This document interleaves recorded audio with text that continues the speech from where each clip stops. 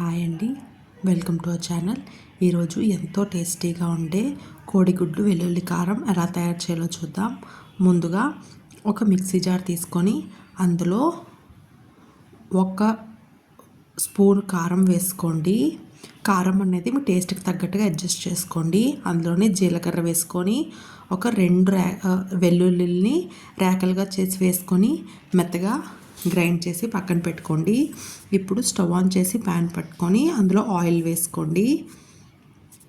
ఇప్పుడు ఆయిల్లో పసుపు వేసుకోండి. ఇప్పుడు అందులోనే ఉడికించుకున్న కోడిగుడ్లను వేసుకొని బాగా బంగారు రంగు వచ్చేంత వరకు ఫ్రై చేసుకోవాలండి. కోడిగుడ్ని ఒక స్లిట్ లాగా పెట్టుకోండి, లేదంటే పేలుతాయండి.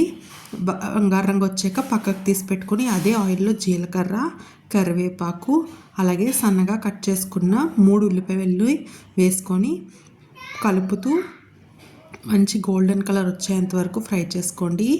ఇప్పుడు అందులోనే కొద్దిగా ఉప్పు వేసుకొని కలుపుకొని బాగా కలర్ వచ్చేంత వరకు కలుపుతూ ఫ్రై చేసుకోవాలండి, లేకపోతే అడుగంటుతుంది.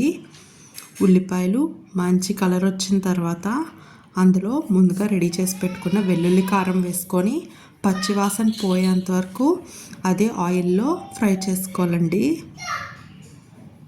ఇప్పుడు వెల్లుల్లి కారం బాగా ఫ్రై అయిన తర్వాత అందులో ముందుగా రెడీ చేసి పెట్టుకున్న కోడిగుడ్లను వేసుకొని 5 నుంచి 10 నిమిషాలు సిమ్లో పెట్టి గుడ్డుకి మసాలా అంతా అంటుకునేంత వరకు ఫ్రై చేసుకోండి.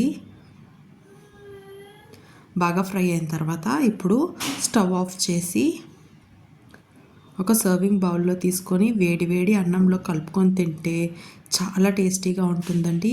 ఈ రెసిపీ నచ్చినట్లయితే తప్పకుండా ట్రై చేసి ఎలా వచ్చిందో నాకు కమెంట్స్లో తెలపండి.